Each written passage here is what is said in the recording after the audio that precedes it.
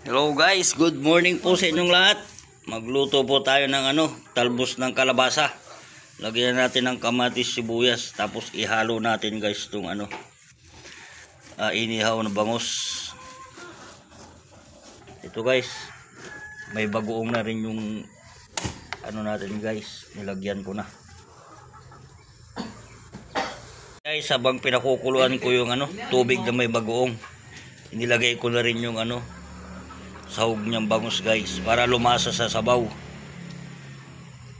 Kumulo na, ilagay na natin yung talbos. Ayan. Tapos idiin lang natin ng konti guys. Guys, luto na yung gulay natin guys. Maya maya kakain tayo.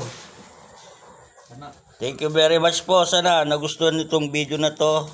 Then don't forget to like, share, and subscribe guys, para sabay-sabay tayong umangat. Let's go!